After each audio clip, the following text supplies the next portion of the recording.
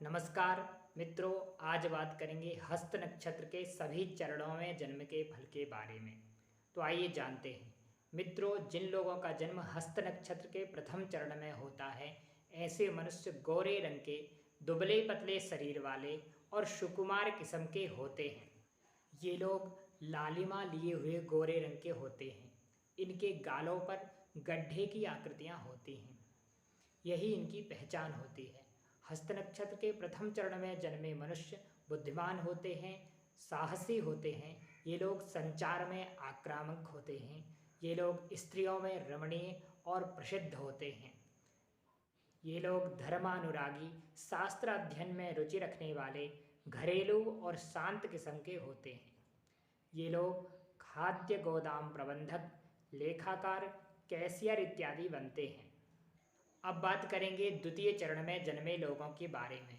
जिन लोगों का जन्म हस्त नक्षत्र के दूसरे चरण में होता है, ऐसे मनुष्य लंबे शरीर वाले, मोटे होठों वाले, इनके बाल लंबे और कठोर होते हैं।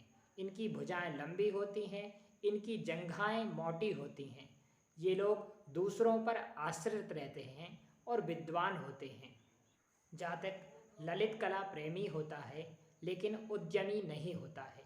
इसके जीवन में अनेकों उतार चढ़ाव आते हैं, लेकिन जीवन बिना किसी कठिनाई के सामान्य जीवन व्यतीत करता है। हस्त नक्षत्र के द्वितीय चरण में जन्मे मनुष्य नशेड़ी, शराबी इत्यादि होते हैं।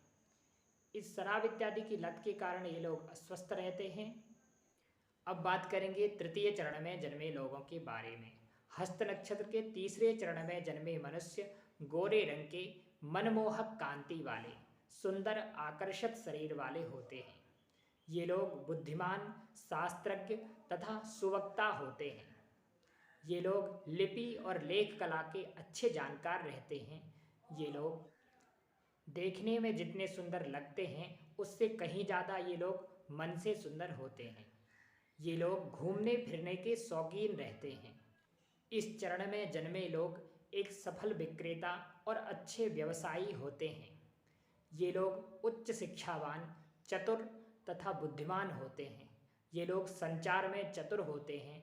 ये लोग अपना अधिकांश समय पढ़ाई लिखाई तथा छानबीन करने में बिता देते हैं। इस चरण में जन्मे पुरुष गुस्सैल होते हैं। ये लोग वकील या फिर अच्छे लेखक बनते हैं।